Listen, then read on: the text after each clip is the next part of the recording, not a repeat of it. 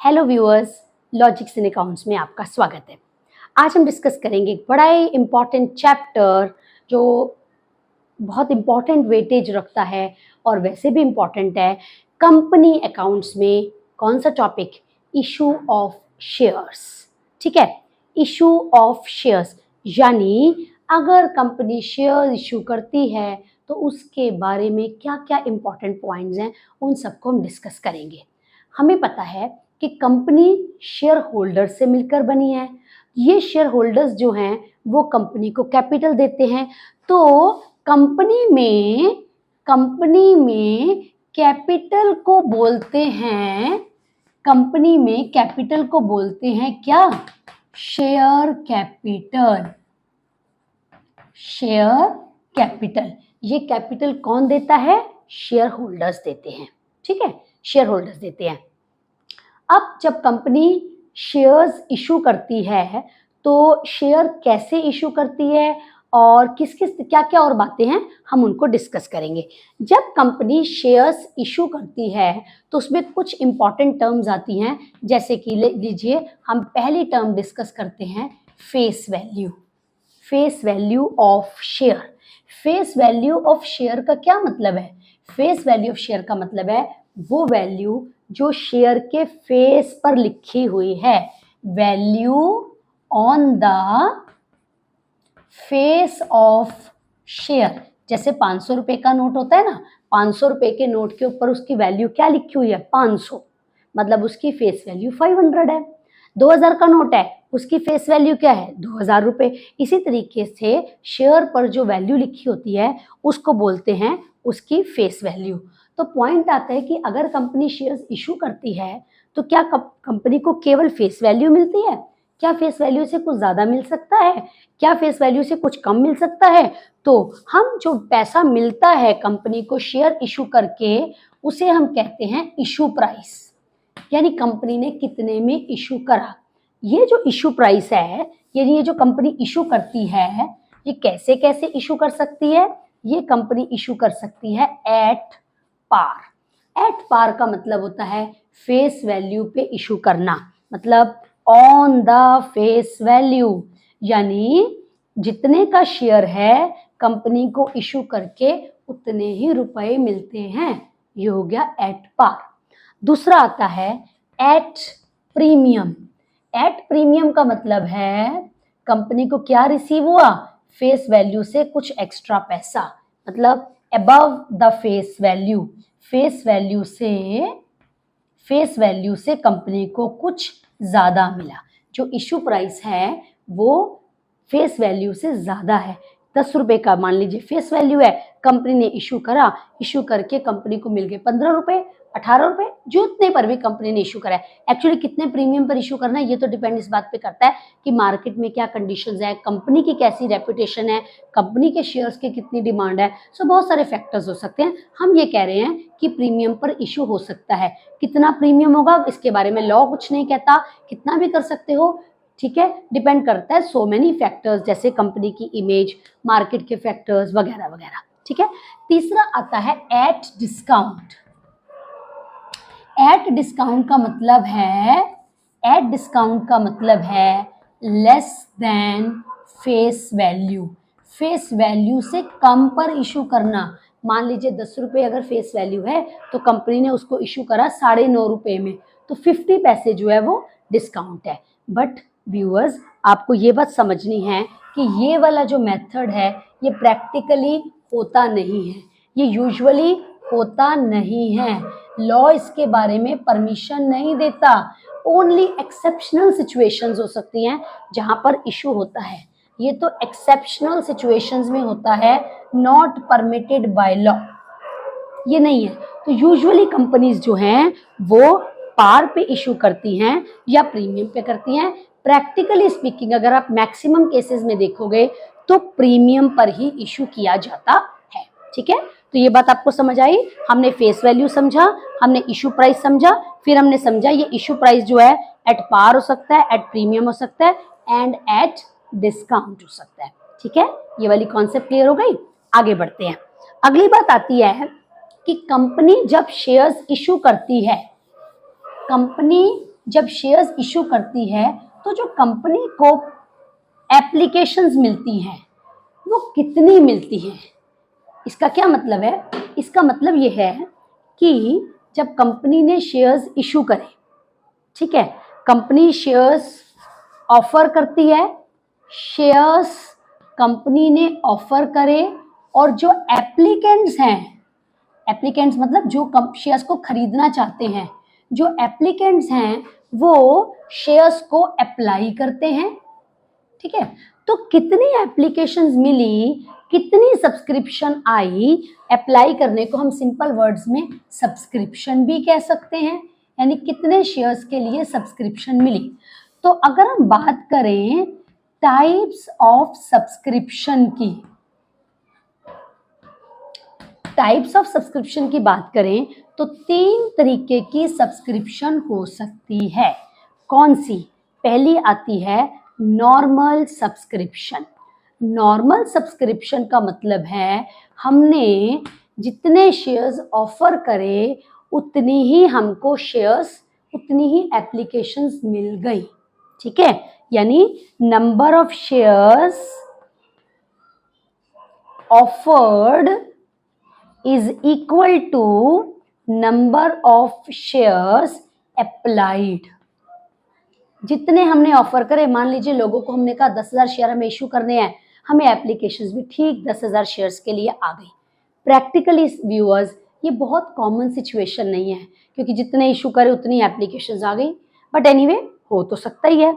अगली सिचुएशन आती है under subscription. Under subscription, under subscription का क्या मतलब है? मतलब हमने ऑफर करे ज्यादा शेयर्स लेकिन एप्लीकेशंस मिली कम। सो यानी जो एप्लीकेशंस आई वो कम थी नंबर ऑफ शेयर्स ऑफर से।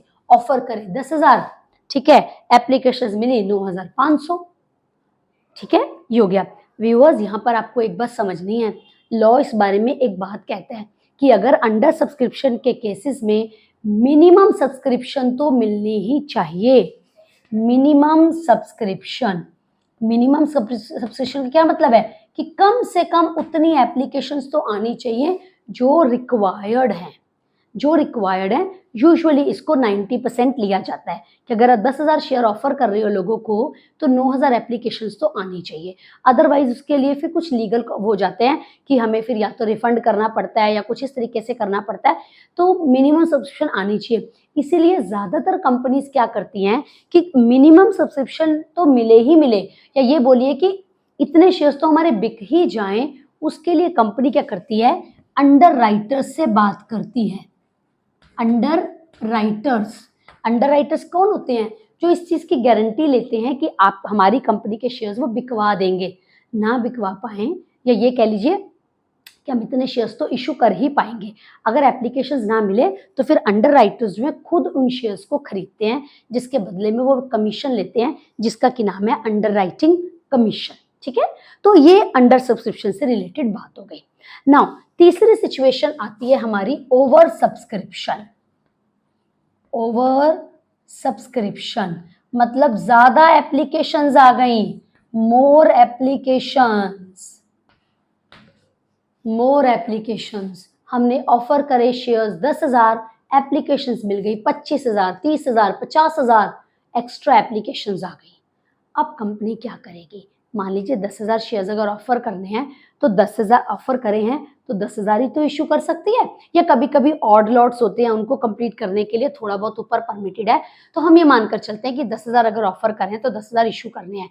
तो जो एक्स्ट्रा एप्लीकेशंस आई हैं उसको कंपनी क्या करती है, उसको करने के लिए कंपनी के पास कुछ ऑप्शंस होती हैं।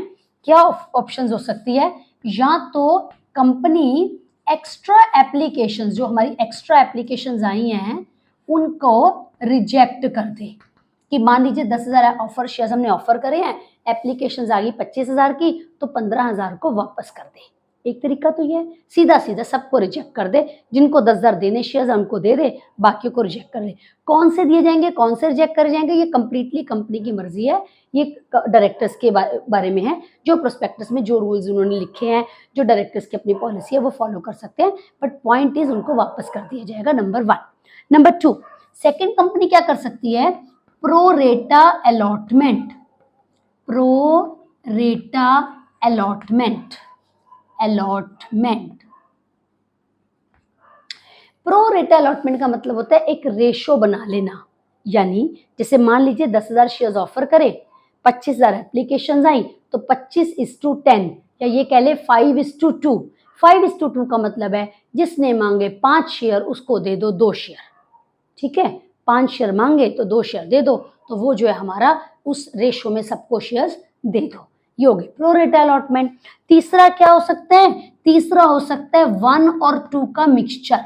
क्या मतलब है, कुछ को वापस कर दो, कुछ को प्रोरेटा अलॉटमेंट कर दो। मान लीजिए 25,000 वाले केस में 5,000 एप्लीकेशन वापस कर दी, बाकी बची 20,000, तो जिन्होंने 20,000 शेयर मांगे हैं उनको 10,000 देना है, 2:1 की रेशो में सबको दे दो, ठीक है।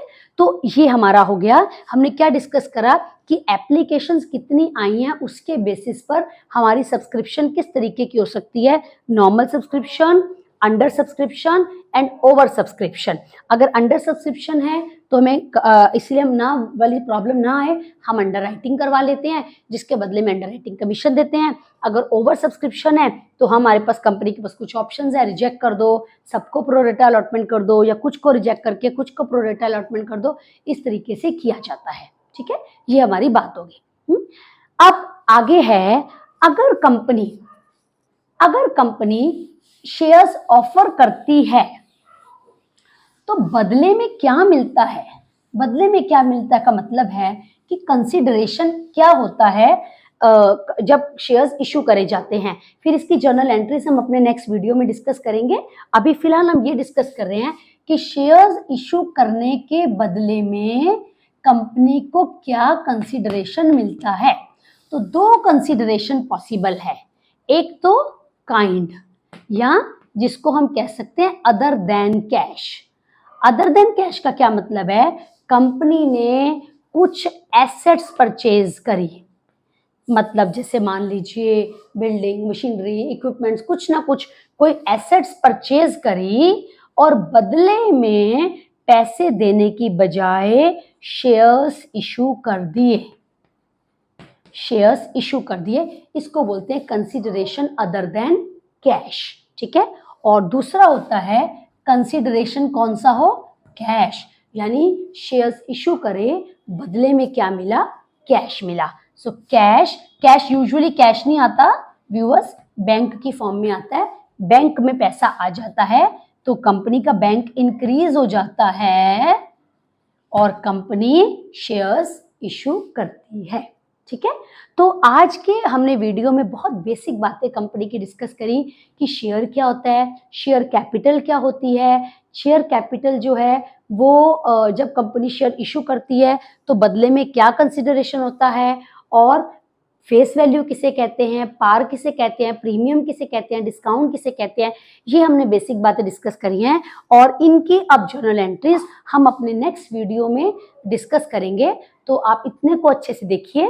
नेक्स्ट वीडियो में जर्नल एंट्रीज डिस्कस की जाएंगी और फिर हम इसके क्वेश्चंस लेना स्टार्ट करेंगे, ठीक है। तो मेरा ख्याल है आपको ये बातें समझ में आई होगी। अच्छा लगा हो तो लाइक कीजिए, सब्सक्राइब कीजिए और नेक्स्ट वीडियो का वेट कीजिए जिसमें जर्नल एंट्रीज दिखाई जाएगी, ठीक है। So till then, goodbye all of you.